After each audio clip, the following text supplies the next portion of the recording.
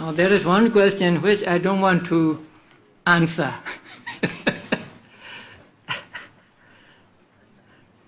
At one time, it was in 1979, I was invited to Portland in Oregon. So there, a woman asked me a question. She said, Bhante, if a woman had an abortion because she contracted German measles and so the baby is affected. So if the baby were born, then the baby would be deformed and so on. And so the doctor suggested that the baby be aborted, and then she did. So she asked me this question, and she wanted to know whether that woman acquired akusala. So I said yes, because she let the child to be aborted. Now, according to Abhidhamma, life begins with the very moment of patisandhi, not after 4 weeks or some months after conception.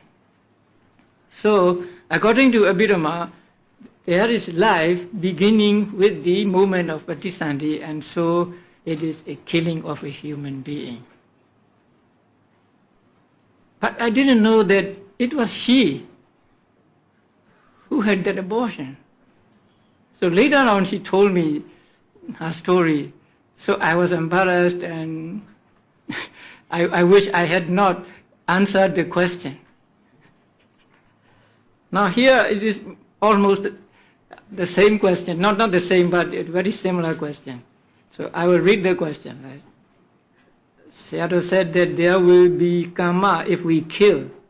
Even if we kill to shorten the being's sufferings, what if, for example, a being's mother suffered from a serious disease and is depending on a life-supporting system to live? She had beforehand asked or requested her son to turn off the life-supporting system so as to shorten her sufferings and so that she would not be a burden to the family. If the son were to turn it off, would there be karma, and will it be a matricide? It's very difficult to give an answer. Because I'm a monk. So a monk has to be very, very careful talking about the human life, the killing of human life and so on. If we say it's okay, then I may come to a very grave offense. And if it is not okay, if the person who put the question had done that, he will be very sorry. It is a very difficult question.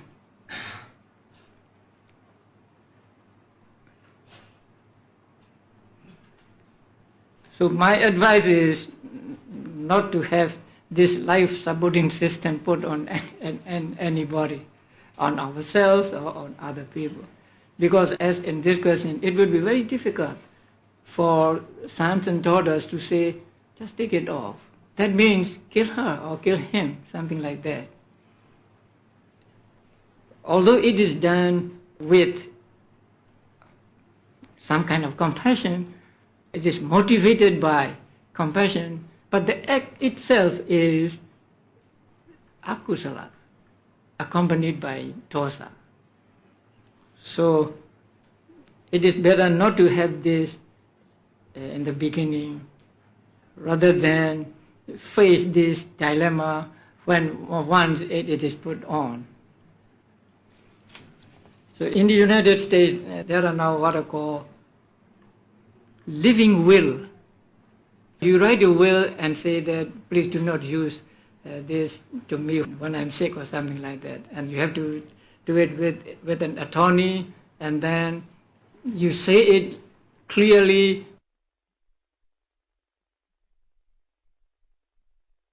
And then they will take video picture of that, and all these will be kept with the attorney.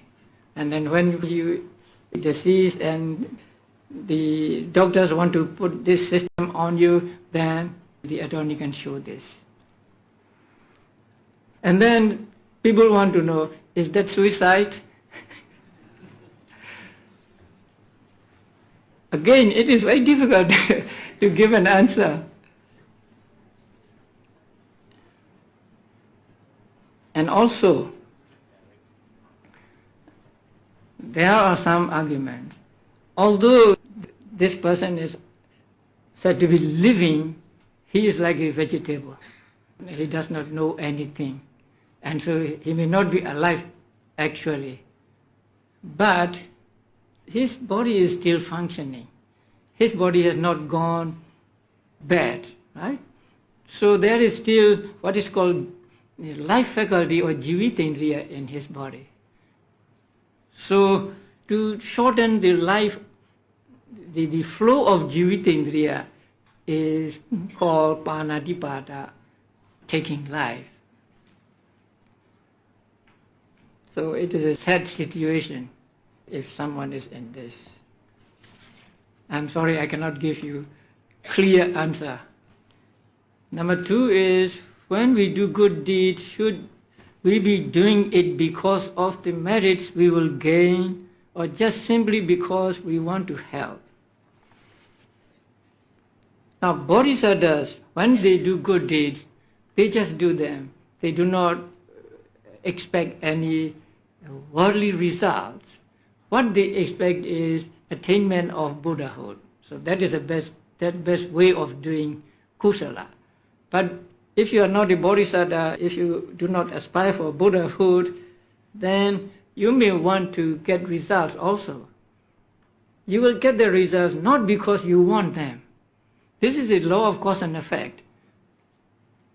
Even if you don't want the results, they will come to you. So, if they are coming to you, would you want it to be good quality, or you will be satisfied with inferior quality? So, it is good to do meritorious deed that will produce a high quality result.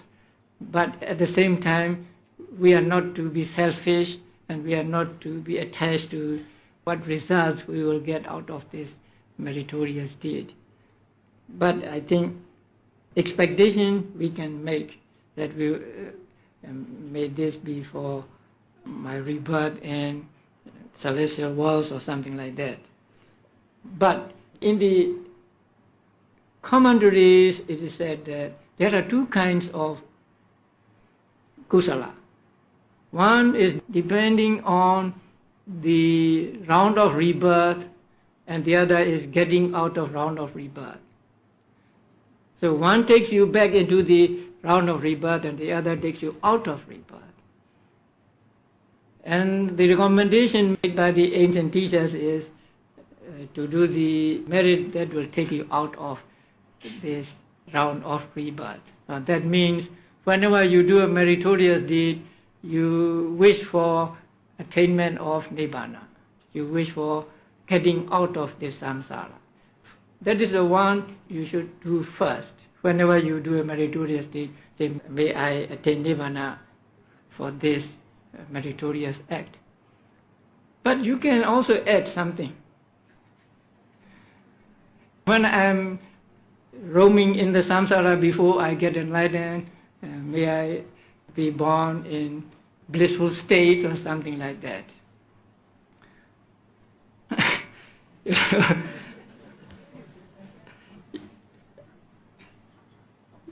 You know the story of Anuruddha. Once he was reborn as a poor man.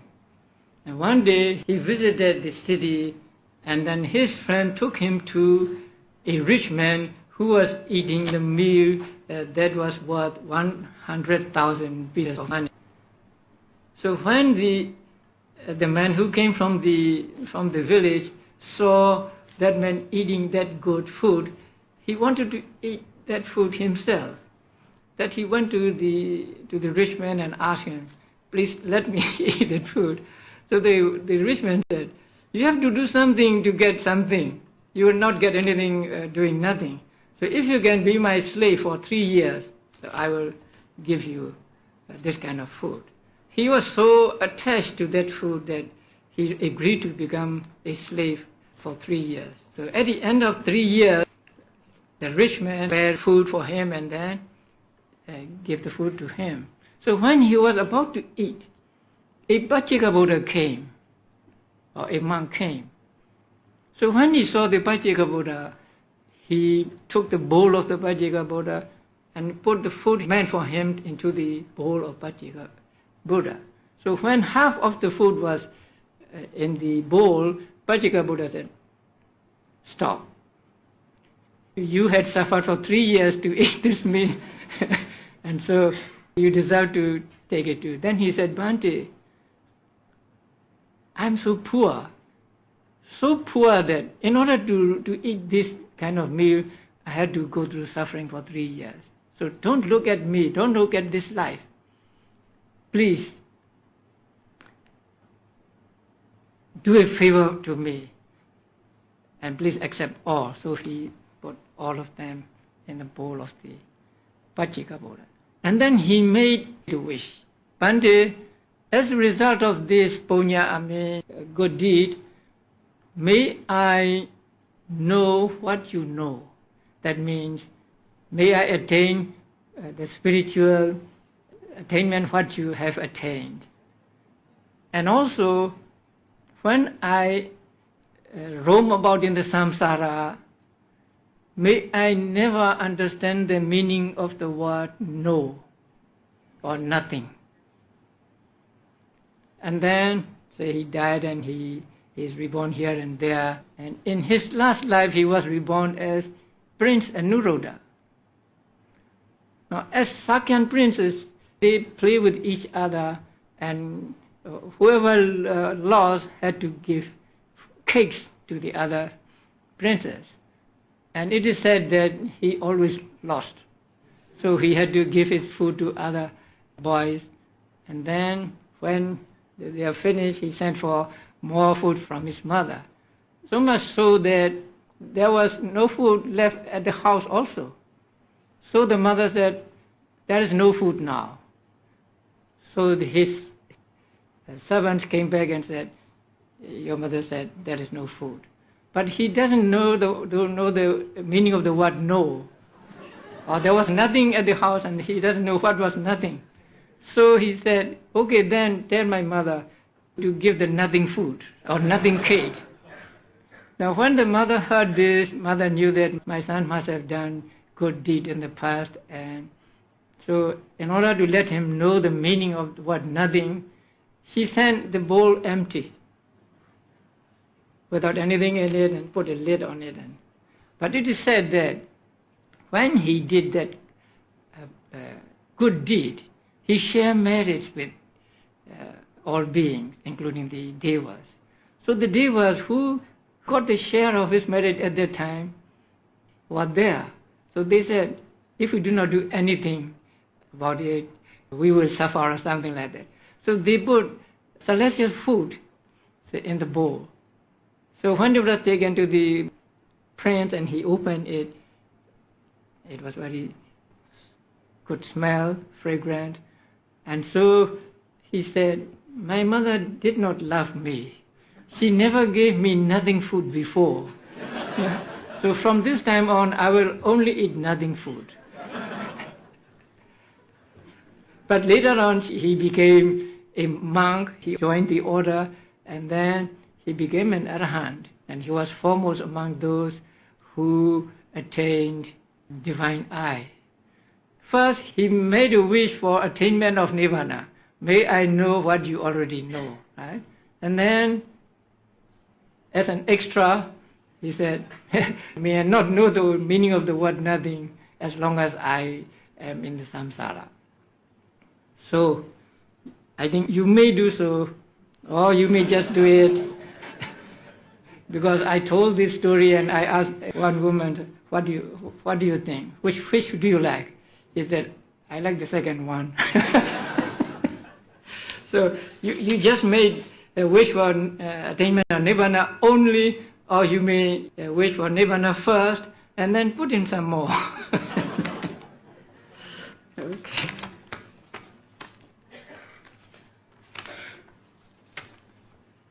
You have emphasized the importance of understanding karma when we do meritorious deeds. Wouldn't then there be a possibility that we are performing meritorious deeds out of desire to gain kusala, rather than out of compassion and loving kindness?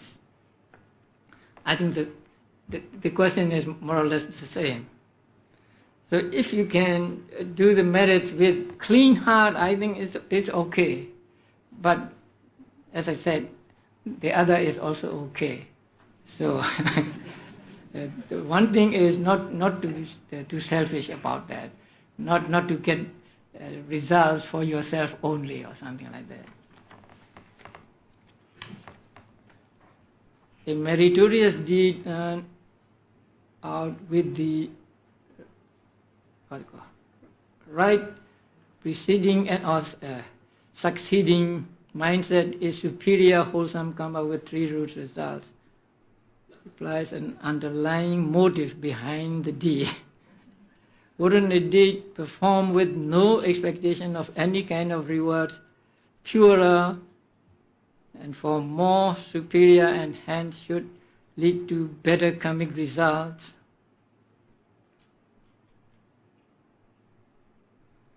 If you do not expect, if you do not specify, then you will not get the result. I mean, you will not get the other result, right? So when you do something and you do not wish for anything at all, even though you may get the results in the world, you may not get the result of attaining Nibbana. So you have to make a wish.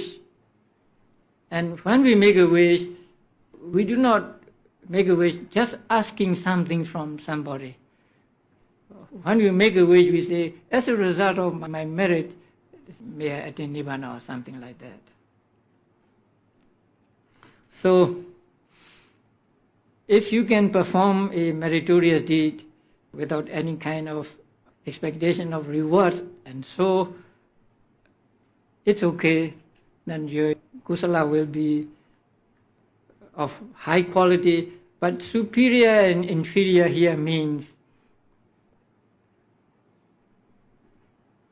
being preceded by and followed by kusala moments. I think that you should do.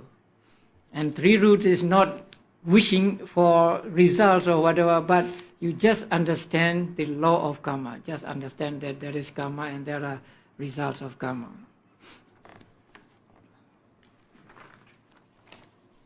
For example, a magistrate or judge sentenced a convict to the death penalty. We were talking about it when we came on our way here. What type of karma has the judge acquired based on the above mentioned? He acquired a panadipada akusala. Although he does not kill the convict himself, he orders the convict to be killed, and so he breaks the rule of abstaining from killing living beings. So, poor judges.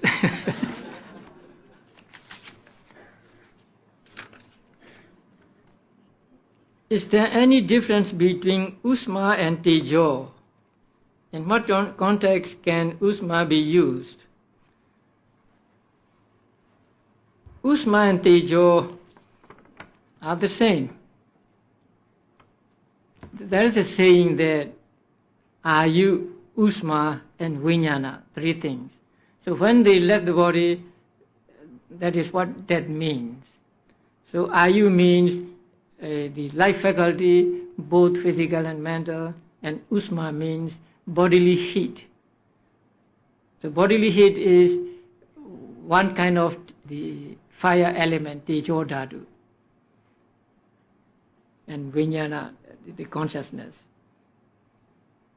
So with heat pertaining to the body, the word Usma is used. Sometimes Usma may be just heat in inanimate objects also.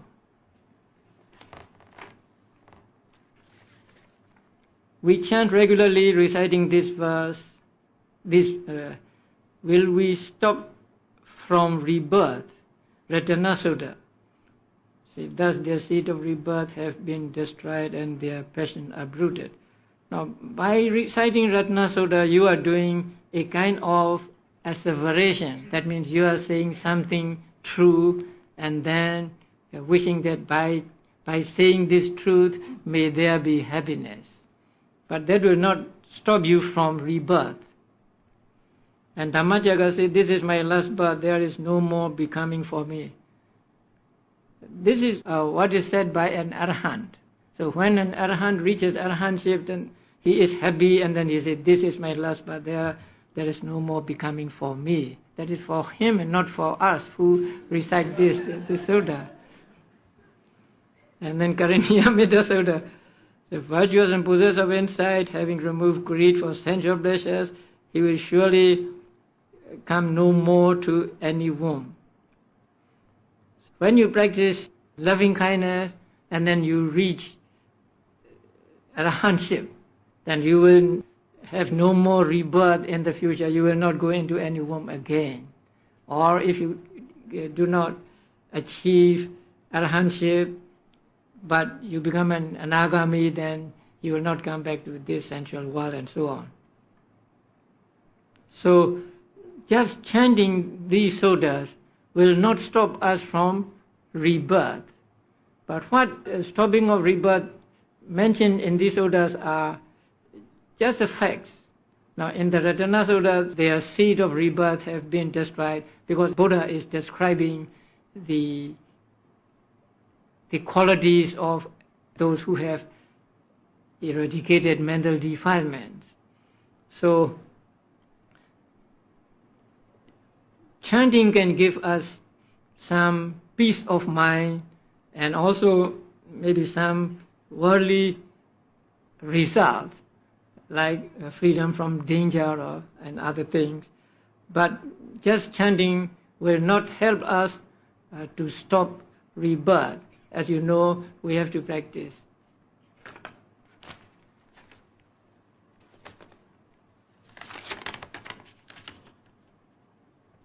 Looking at the 89 Chetas, and especially the Kamavajra Cheta, we can see that the Sopana Chetas have both Vipaka and Kriya Cheta as the natural extension of Kusala Cheta.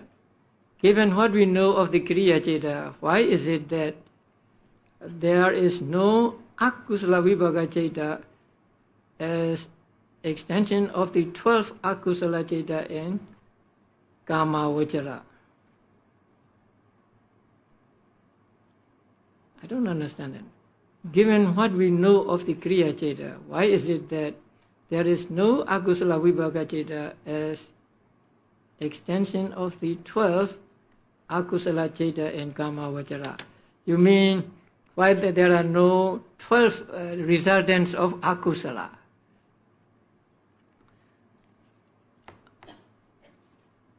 Although Kamavajra Kusala Cheta has results both similar and dissimilar,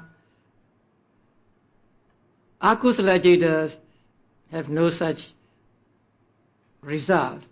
So the results they give are always of undesirable nature.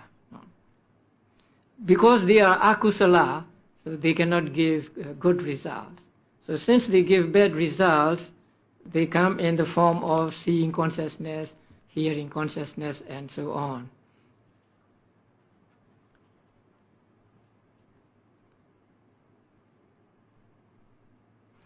So there is no 12 Akusala Vipaka Chetas as for the 8 for the Kamavajra Kusala.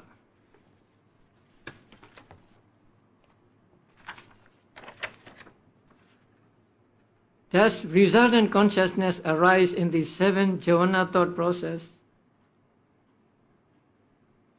or it functions only as rebirth, relinking, bhavanga, and death thought process.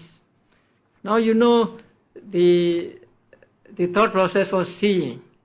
So in the thought process for seeing, there are resultant consciousness like receiving, investigating, and so there are some resultant consciousness that function only as rebirth, linking, bhavanga, and death, and there are others that have more than these three functions.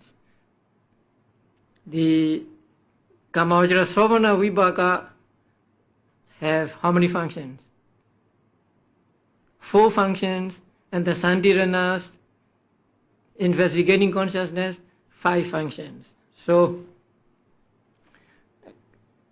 the resultant consciousness have different functions. And the first question is, does resultant consciousness arise in the 7 jhana thought process? Yes, they arise. And when Buddha mentioned that there are in general 6 realms of existence, does the Deva realm include the Rupa Vajra and Arupa Vajra? Sometimes the word Deva is used to mean both Devas and Brahmas.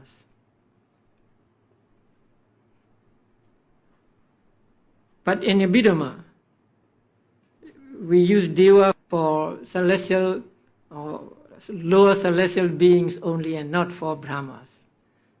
So because if we use Deva for both the celestial beings and Brahma, there will be confusion.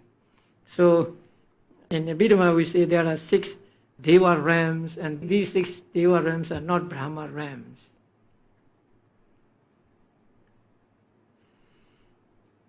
So when talking about Abhidhamma or when studying this book, the Deva realm does not include Rupa Vajra and Arupa Vajra. But in the discourses, you may find the word Deva used for just the beings above the human beings. So both Devas of the 6 realms and also of Rupa Vajra and Arupa Vajra Brahmas.